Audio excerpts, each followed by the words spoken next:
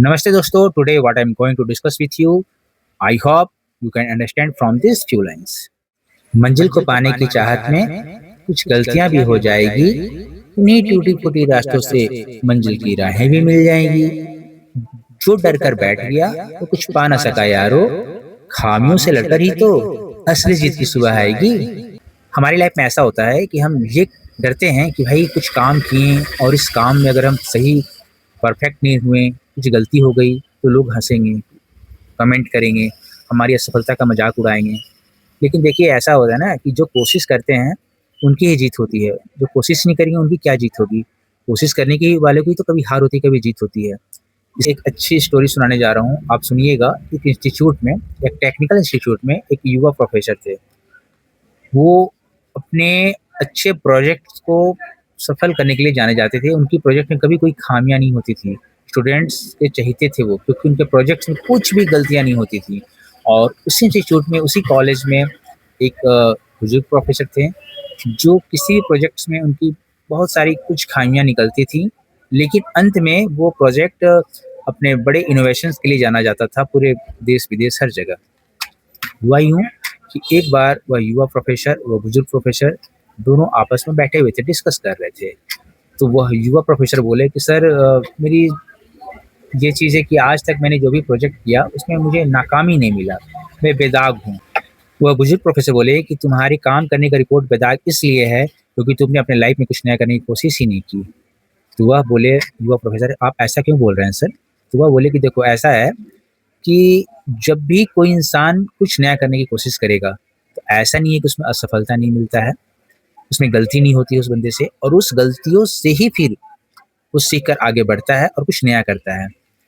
जैसे देखो, एक बीज है, इस बीज को अगर वो मिट्टी में आप रखोगे तो मिट्टी में जब तक है वो बिल्कुल सुरक्षित है, बिल्कुल। लेकिन जैसे वो मिट्टी से निकलता है, अंकुरित होकर वो पौधे का रूप लेना चाहता है, तो उस बीच उसे आंधी, पानी, तूफान, धूप सबका सामना करना पड़ता है।